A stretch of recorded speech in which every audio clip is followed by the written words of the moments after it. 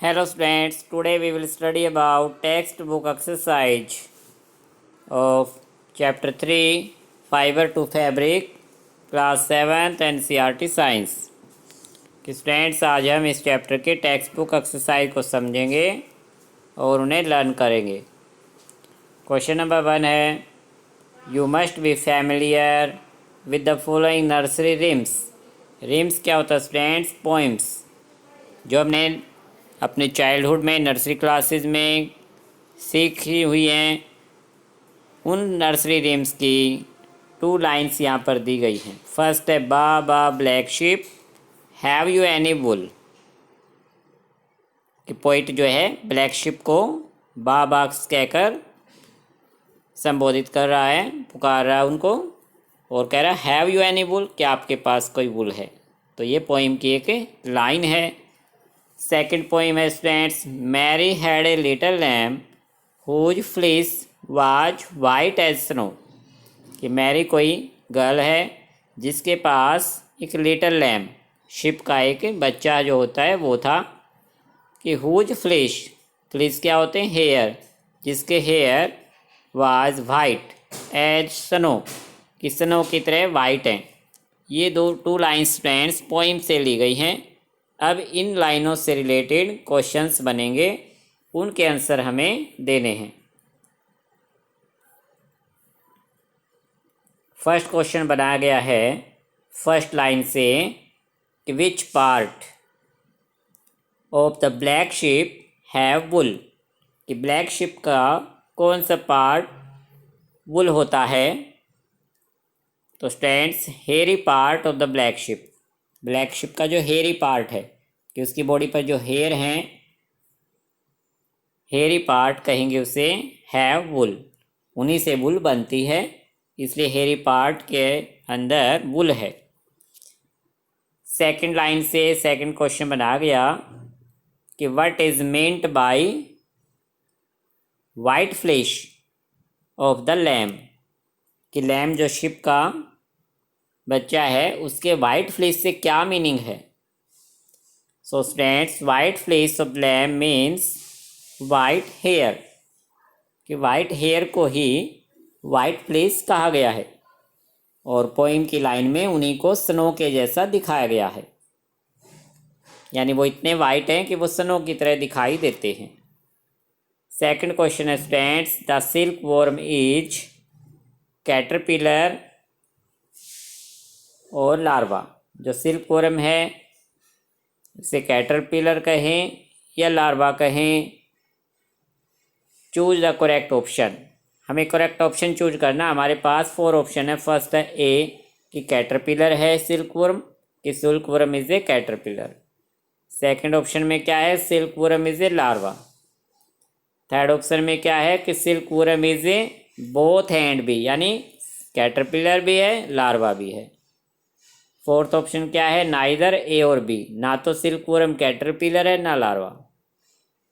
So students, third option is right, कि silk worm को ही कैटरपिलर कहा जाता है, सिल्क वर्म को ही लार्वा कहा जाता है। ये तीनों एक ही नाम हैं। जब सिल्क मोथ एग देती है और वो एग जब हैचेज होते हैं, फूटते हैं, तो उनमें से लार्वा निकलता है। उसी लार्वा को कैटरपिलर कहा गया और उसी कैटरपिलर को सिल्क वर्म कहा जाता है। सो स्टूडेंट, सिल्क वर्म को ही कैटरपिलर कहेंगे, सिल्क वर्म को ही लार्वा कहा जाएगा। So student, third option is right. Next student, which of the following does not yield wool. कि इनमें से कौन सा वो एनिमल है जिससे हमें वुल यील्ड नहीं होती, यानी प्राप्त नहीं होती, ऑब्टेन नहीं होती। कि याक के जो हेयर होते हैं स्टूडेंट, उनसे यील्ड वुल बनती है।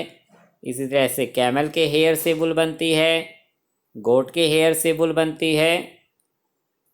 लेकिन हमें यहाँ क्या बताना, डज नॉट यील्ड वुल, कि किसके एनिमल से, किस एनिमल के पार्ट से वुल नहीं बनती। कि वुली डॉग, नाम बेशक से वुली डॉग रखा गया है, लेकिन उसके हेयर का यूज वुल बनाने में नहीं किया जाता। वुल बनाने में किन एनिमल्स का यूज होता है? या कैमल, गोट या sheep। इन एनिमल्स के हेयर से वुल बनती है, जबकि वुली डॉग से डज नॉट यील्ड वुल, कोई भी वुल नहीं तैयार होती। So answer is woolly dog. Next student, what is meant by the following terms, कि हमें इन टर्म्स का मीनिंग बताना है कि क्या मीनिंग है। 2 और 3 लाइंस में हम इन्हें एक्सप्लेन करेंगे कि रियरिंग क्या है। सो हेडिंग डालेंगे rearing, proper care and management of animals, कि एनिमल्स की प्रॉपर केयर करना, उनको मैनेजमेंट करना, यानी उन्हें ठीक तरीके से उनका रख रखाव, उनको खाने के लिए फूड देना, यानी सब कुछ उनकी पूरी टेक केयर करना। फॉर गेटिंग यूजफुल प्रोडक्ट्स, उनसे यूजफुल प्रोडक्ट्स प्राप्त करने के लिए, जैसे डेयरियाँ होती हैं जहाँ से मिल्क प्राप्त किया जाता है। इसी तरह से स्टूडेंट्स, जो वुल होती है, वुल प्राप्त करने के लिए शिप को रियर करना पड़ता है। सिल्क फाइंड आउट करने के लिए सिल्कवर्म को रियर करना पड़ता है। तो रियरिंग का मतलब क्या? Proper care and management of animals, कि किसी भी एनिमल्स की प्रॉपर केयर करना, उनके मैनेजमेंट करना, उनका रख रखाव, उनको खाने पीने के लिए देना, ताकि उनसे यूजफुल प्रोडक्ट्स प्राप्त हो सकें, इज कॉल्ड रियरिंग। कि इसी प्रोसेस को स्टूडेंट्स रियरिंग कहा जाता है। नेक्स्ट है सीयरिंग। सीयरिंग क्या है? The removing of hair of the sheep, कि शिप के बॉडी से या किसी भी एनिमल जिससे वुल मिलती है, जिसके हेयर को शेयर किया गया, रिमूव किया गया। Removing of hair of the sheep along with the thin layer of skin, कि स्किन के साथ साथ बिल्कुल स्किन के नज़दीक से उनके हेयर्स को रिमूव करना इज कॉल्ड शेयरिंग, कि इस प्रोसेस को शेयरिंग कहा जाता है। नेक्स्ट टर्म है student sericulture. The rearing of silkworm, कि अगर हम सिल्कवर्म नाम के एनिमल्स को रियर करते हैं, रियरिंग का मतलब फर्स्ट टर्म में हमने समझा। रियरिंग क्या है? प्रॉपर केयर एंड मैनेजमेंट, कि सिल्कवर्म की हम रियरिंग करते हैं, यानी प्रॉपर केयर एंड मैनेजमेंट करते हैं। किस लिए? फॉर ऑब्टेनिंग सिल्क, ताकि उससे यूजफुल प्रोडक्ट प्राप्त हो। कौन सा है वो यूजफुल प्रोडक्ट? सिल्क। कि for obtaining silk is called sericulture, कि इस टर्म को सेरिकल्चर कहा गया। इस सिल्कवर्म को जब हम रियर करते हैं, उससे सिल्क ऑब्टेन करते हैं, तो उसे ही सेरिकल्चर नाम दिया जाता है। Next question students, question number 5, given below in a sequence of steps in the processing of wool, कि वुल को प्राप्त करने की process. Given below a sequence होता है एक सीरीज की, step wise, first step, second step, third step, उसको सीक्वेंस कहा गया। Of steps in the processing of wool, कि वुल को ऑब्टेन करने की जो सीक्वेंस में जो स्टेप हैं स्टूडेंट्स, उनके स्टेप्स की सीक्वेंस हमें गिवन बिलो नीचे दी गई है।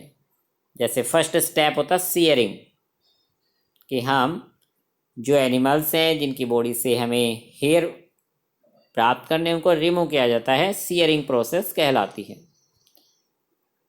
Which are the missing step, but friends second step यहाँ पर मिस है। ऐड दैम, हमें वो स्टेप ऐड करने हैं। तो हम इसका आंसर स्टेप वाइज लिखेंगे सीक्वेंस में। आगे पीछे हमें ये स्टेप नहीं करने हैं, ये बिल्कुल स्टेप पे सीरीज में लिखे जाएंगे। फर्स्ट स्टेप हमेशा सीयरिंग ही होता है। सीयरिंग के बाद नेक्स्ट स्टेप आता है स्कूरिंग। स्कूरिंग का मतलब क्या है? उसमें से जो डस्ट है, पार्टिकल हैं, ग्रीस हैं, उनको रिमूव करना, यानी एक बड़े से टैंक में डालकर उन हेयर को वॉश किया जाता है। स्कूरिंग के बाद फ्रेंड्स शॉर्टिंग, कि उनको अलग अलग शॉर्ट करते हैं। जैसे फाइन हेयर अलग से कर लिए जाते हैं, सॉफ्ट हेयर हैं जो बिल्कुल, उनको अलग कर लिया जाता है। थोड़े से जो कोर्स हेयर हैं, सख्त हैं, उनको अलग कर लेते हैं। तो उन हेयर्स की शॉर्टिंग की जाती है अलग अलग कैटेगरी में। इसके बाद फिर से क्लीनिंग की जाती है students, cleaning of birds. Birds यानी वो हेयर हैं जो, उनकी फिर से क्लीनिंग करते हैं, उनकी साफ करते हैं उनको फिर से। इसके बाद नेक्स्ट स्टेप होता है डाइंग। डाइंग यानी उनको कलर किया जाता है, अलग अलग कलर में वुल फाइंड कर ऑब्टेन करने के लिए उनको डाइंग करते हैं। और लास्ट स्टेप स्टूडेंट्स रोलिंग, उनको रोल कर लिया जाता है, लपेट लिया जाता है। सो स्टूडेंट्स 2 स्टेप हमें दे रखे थे, फर्स्ट एंड थर्ड। बाकी स्टेप हमें फिल करके स्टेप वाइज इनको लिखना है। इन स्टेप को आगे पीछे नहीं करना है, सीक्वेंस में होने जरूरी है। क्वेश्चन नंबर 6 है मैच मेक स्केचेज। स्केच बनाना यानी कि पिक्चर ड्रा करना। मेक स्केचेज ऑफ 2 स्टेजेज, कि किन्हीं भी 2 स्टेजेस के स्केच बनाइए इन the life history of silk moth, कि सिल्क मोथ की जो लाइफ हिस्ट्री है उसके हमें स्केच तैयार करने हैं, कि उसकी लाइफ हिस्ट्री में कई स्टेप चलते हैं। सबसे फर्स्ट होता है जैसे फीमेल सिल्क मोथ एग देती है, जब वो हैच होते हैं उसमें से सिल्क वर्म यानी लार्वा निकलता है। उसके बाद लार्वा कोकून तैयार करता है और लास्ट में सिल्क के मोथ डेवलप होता है। तो 4 या 5 स्टेप होते हैं, स्टेजेज होती हैं, उनमें से ओनली हमें 2 स्टेजेज के स्केच तैयार करने हैं। Life history of silk moth which are directly related to the production of silk, कि जो सिल्क प्रोडक्शन से रिलेटेड है। सो स्टूडेंट्स वो 2 स्टेजेज कोई भी आप स्केच तैयार कर सकते हैं। The 2 stages in the life history of silk moth are, कि वो 2 स्टेजेज क्या हो सकती हैं। फर्स्ट जैसे सिल्क के बोर में आप ये सिल्क वर्म का फिगर ड्रा कर सकते हैं, सेकंड हम कोकून का फिगर ड्रा कर सकते हैं। तो इसके आंसर में आपको ये फिगर ड्रा करने सीखने हैं। Question number 7, out of the following which are the 2 terms, के नीचे हमें बहुत सी टर्म्स दी गई हैं जैसे sericulture, floriculture, moriculture, apiculture and silviculture. इनमें से इन टर्म में से which are 2 terms related to silk production, कि सिल्क प्रोडक्शन से रिलेटेड टर्म्स कौन सी हैं। सिल्क प्रोडक्शन में स्टूडेंट्स एक तो हमें सिल्क वर्म को रियर करना होता है, उसकी प्रॉपर केयर मैनेजमेंट करना है, और सिल्क वर्म से रिलेटेड टर्म हो जाती है सेरिकल्चर। तो एक टर्म तो ये फाइंड आउट हो जाएगी हमारी। और हमें इसके फूड के लिए प्रॉपर मैनेजमेंट करने, उसकी फूड देना उसको, जिसके लिए मलबरी ट्री यूज किए जाते हैं, मलबरी ट्रीज लगाए जाते हैं। मलबरी ट्री से रिलेटेड है जो टर्म है मोरिकल्चर। तो स्टूडेंट्स ये 2 टर्म्स हम अपने आंसर में लिखेंगे। 2 terms related to silk production are sericulture, second है मोरिकल्चर। ये 2 टर्म्स हमारी सिल्क प्रोडक्शन से रिलेटेड हैं। Next question students, question number 8, match the words of column 1 with those given in column 2, कि कॉलम 1 के जो आइटम्स हैं, टर्म्स हैं, उनको कॉलम 2 के आइटम्स से हमें या टर्म से मैच करना है। First term student scoring. Scoring करना क्या होता है स्टूडेंट्स, वुल प्राप्त करने के लिए हम सेकंड स्टेप लेते हैं स्कोरिंग का। फर्स्ट स्टेप सियरिंग था, सेकंड स्टेप है ये स्कोरिंग। स्कोरिंग में क्या करते हैं स्टूडेंट्स, उन हेयरी जो पार्ट है उनको क्लीनिंग किया जाता है, कि क्लीनिंग शेयर्ड स्किन, कि जो शिप की बॉडी से हमने स्किन को सियर्ड किया, उसके जो हेयर रिमूव किए हैं उनको क्लीनिंग करना क्या कहलाता है, स्कोरिंग। तो फर्स्ट को ई पार्ट से मैच करेंगे। सेकंड है mulberry tree, mulberry leaves. Mulberry leaves क्या करते हैं स्टूडेंट्स, ये food of silk worm, silk worm का फूड बनते हैं, क्योंकि सिल्क वर्म मलबरी ट्रीज पर रहता है और मलबरी लीव्स को फूड के रूप में यूज करता है। तो सेकंड को सी से मैच करना है। थर्ड स्टूडेंट्स याक। याक से क्या मिलता हमें, कि वुल यील्डिंग एनिमल है, वुल फाइंड होता है, वुल ऑब्टेन किया जाता है उसके हेयर पार्ट से, वुल यील्डिंग एनिमल कहलाता है। लास्ट है कोकून। और इधर 2 टर्म्स बची हुई हैं, यील्ड, सिल्क फाइबर और सेकेंड रीलिंग। रीलिंग तो स्टूडेंट्स वूल ऑब्टेन करते समय लास्ट स्टेप होता है। और कोकून से हमें क्या मिलता है? Yield silk fibre. कोकून से हमें सिल्क फाइबर ऑब्टेन होता है, तो ए पार्ट से हम इसको मैच करेंगे। सो स्टूडेंट्स, मैचिंग का क्वेश्चन आप इस तरह से करने के बजाय, लाइनें लगाने के बजाय अगर आंसर इस तरह से लिखा जाए आमने सामने तो अच्छा रहता है। कि स्कोरिंग के सामने लिखेंगे क्लीनिंग शीयर्ड स्किन, मलबरी लीव्स के सामने लिखें कि फूड ऑफ सिल्कवॉर्म, याक के सामने लिखें वूल यील्डिंग एनिमल, कोकून के सामने लिखें यील्डिंग सिल्क फाइबर। इससे हमारा आंसर क्लियर दिखाई देगा और लाइनें लगाने से वो कटिंग सी हो जाती है, साफ दिखाई नहीं देता है। सो स्टूडेंट्स, आपको आज ये एक्सरसाइज के क्वेश्चन लर्न कर लेने हैं।